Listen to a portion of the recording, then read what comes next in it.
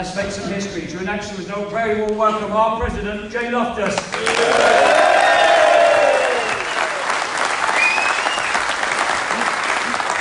everyone. The ballot results are as follows. Ballot 1, Parcel Force Worldwide Section. Question, dispute relating to the Royal Mail Group proposal to create Parcel Force Limited, a separate legal trading company within Royal Mail Group. Ballot papers dispatched 4217. Ballot papers returned 2928. This is a turnout above what is needed for the threshold of 69.4%.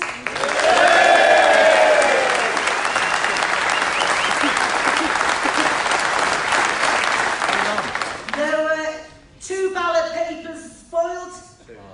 Numbers voted yes, 2,770.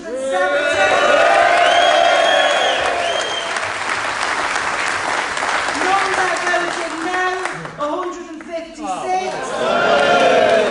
This is a yes vote of 94.6.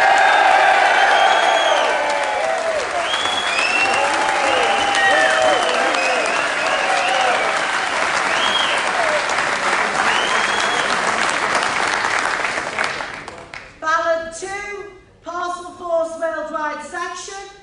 2019 dispute relating to honouring and deploying the 4 pillars of security and pay guiding principles national agreement between CWU and Royal Mail Group. Ballot papers dispatched 4217. Ballot papers returned 2841.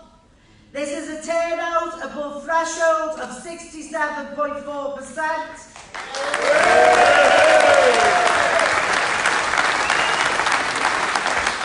Spoiled 1.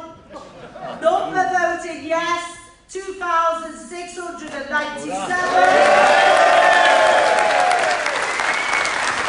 voted no, 143. This is a yes vote of 95%.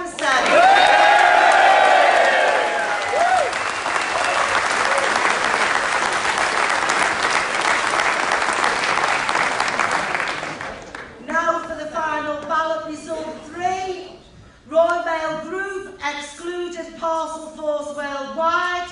2019 dispute relating to honouring and deploying the 4 pillars of security and pay guiding principles national agreement between CWU and Royal Mail Group. Ballot papers dispatched 110,292. Ballot papers returned 83,700.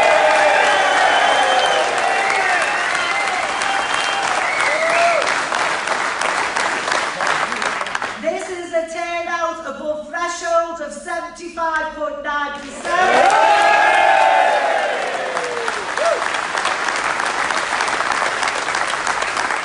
There was 51 ballots spoiled. Number voted yes, 81,000.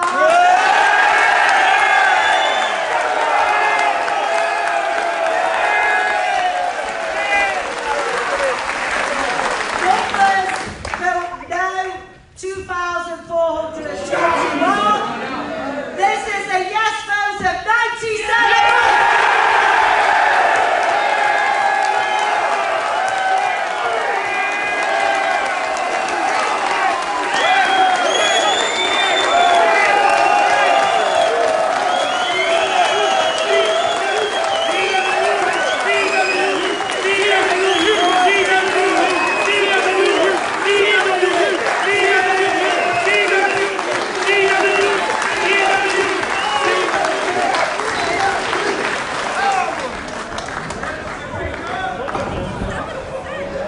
Thank you, everyone. So, you shouted at Jane, and there was a 0.1 on the end of 97, which is pretty good. So, what a fantastic result. So, the first person to comment to the press, our General Secretary, Dave Ward.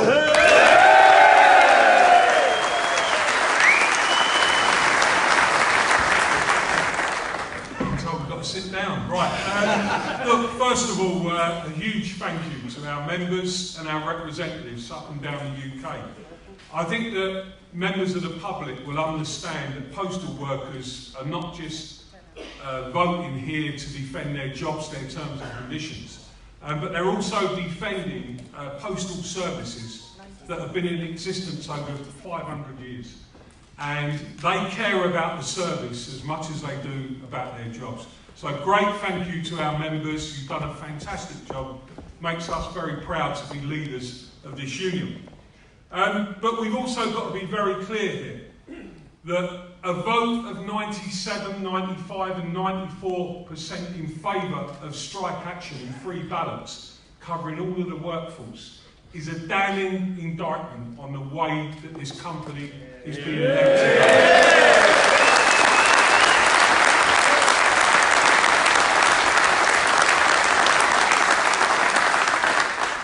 And as a CEO of the company and the board, they should be considering their position as to whether or not they stay in charge of Royal Mail.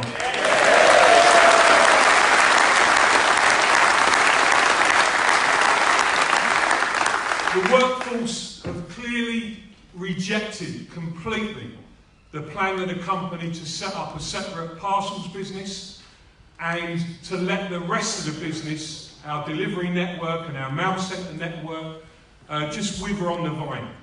And what's at stake here today is thousands upon thousands of our members' jobs. And we are not going to accept that plan under any circumstances. Our members have also clearly rejected the use of technology in the way that the company is using it today to create a pressure on daily workload that's becoming unbearable for a lot of our members up and down the country.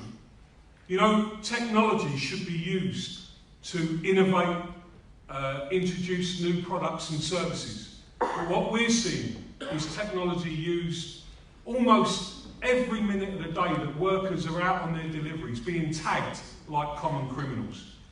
Now, these are huge issues about the future of our industry. And we say to the press today, we say to the shareholders of the company, we are going to make sure that we change your plans. And we are going to campaign on top of this vote with those shareholders. We're going to come out and speak to individual shareholders and explain to them that there's a better role for postal workers going forward that can make this company very successful. We understand that change is necessary. We've always been leaders of change in our union.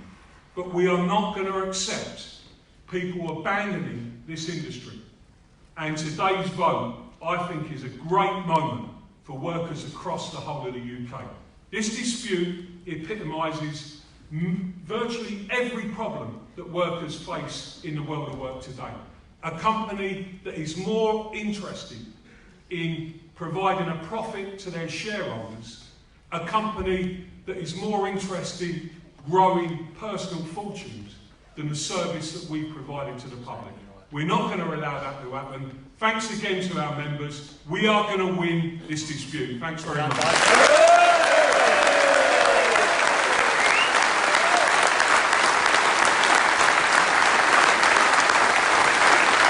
Thank you, Dave.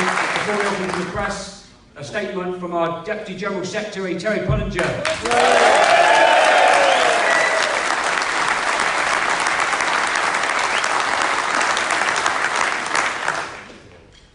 Yeah, I mean, this is with the media here, and this is clearly for the media. We've been making statements to our members for the last 7 weeks. We've been engaging with our workforce, and that result speaks for itself. You know, anyone who analyses that, whether it's another trade union, whether it's people in business, any opinion formers, political people, must know there is something seriously wrong within Royal Mail. So as a trade union, we've never been any different. We don't get what we deserve, we get what we negotiate. And you've got to negotiate from a position of strength. And we've shown everybody our strength today, and we intend to use that strength to honour an agreement that we made in 2018. That's what that needs to be remembered here. This dispute is about honour and about principle. And our members have got that in abundance, and so has this trade union. When we make a deal, we'll stick to it. It does involve change. It was a progressive agreement. In fact, it came up with a new pension solution for this business, which was crucial to the future of Royal Mail, and which was yesterday referenced in the, well, not the actual agreement, but the issue we need in legislation was covered by the Queen's speech yesterday, where a bill's coming forward for that pension scheme. We don't have to bout to anyone about how progressive this trade union is prepared to be when we come up with ideas like that, which could actually benefit working people in general. That agreement was a progressive agreement. It spoke about the heritage of this great postal service, the great British Postal Service, which is still relevant today. Whole swathes of this country, inequality growing bigger. Whole swathes of this country have seen ordinary working people cut off. Internet isn't good everywhere in this country. Some people can't even get a mobile network, but a postal worker will get to you 6 days a week, whoever you are, whatever your status in life and wherever you live. It is one of the great inventions of our social history. That was our point last time. That's where we returned a 90% yes vote last time, and we got an agreement without taking 1 second of industrial action. So what's happened? No sooner have we made that agreement that they appoint a new CEO, the Royal Mail Board. So I hold the board up here, and I think the press should. You should start looking at these people that have got control over this situation.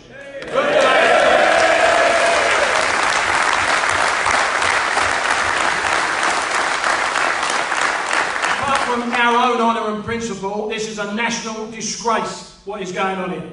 They appoint a German national who lives in Switzerland, a millionaire who could not give a damn about this business. In fact, he's on record as saying he took the job, he didn't even know anything about the heritage till he went to the Post Office Museum. Well, why disgrace there? He done his due diligence, didn't he, coming in here? He did his due diligence all right, and what he's seen is the amount of £1 million that they can make out of this industry at the cost of thousands of jobs.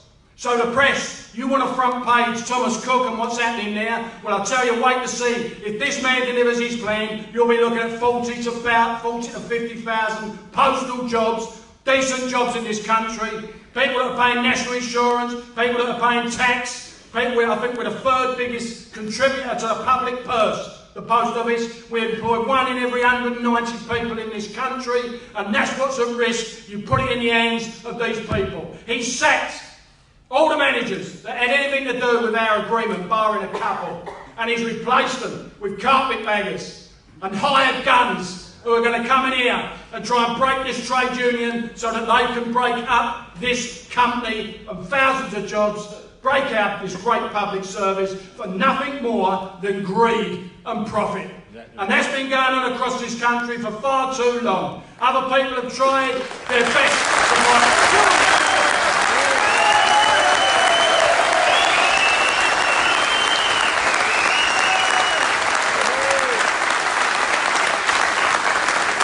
We are surrounded, our industry, this great public service is surrounded by gig economy jobs.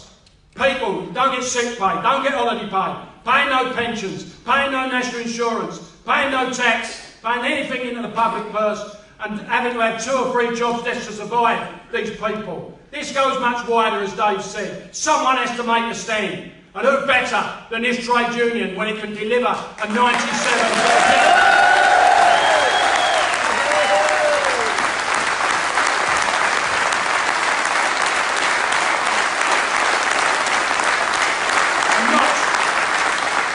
I should have to advise the media on how they do their research, but just go and have a look at the company that Rico built, GLS. Go and look at the employment models in there. Go and see the reports we've had from Europe, investigative journalists going in there and saying what a disgrace, modern day slavery. That's what he wants to bring here to the great British Postal Service. You do your research. I'll tell you now, Rico, you go and research what was said at the AGM, the shareholder AGM. I believe there's a case to say they misled the shareholders in this country. He said...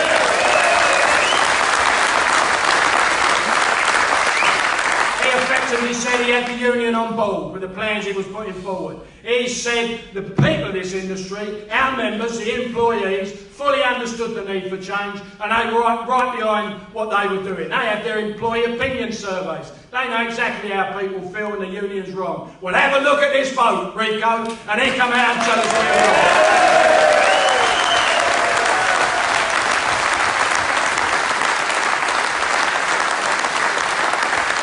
I just want to say this to the media, you picked up on it last time. We have made a progressive agreement. You know that. And the shining light of that is clearly what we said on pensions. But there's loads of other parts of that agreement which was progressive, which is about the future of this industry, facing up to its challenges over the next 3, 5, 7 years. Giving out, it had social aims. This is a privatised company that should have social aims. This now is about a company that just wants profit. We negotiated employment, standard of living and retirement security for our members. And they now want to trample all over it. If that's where they want to go, then we're in this fight right to the death. And I go back to the point I made previously. I tell you now, we built it and we'd rather smash it to bits than hand it over to the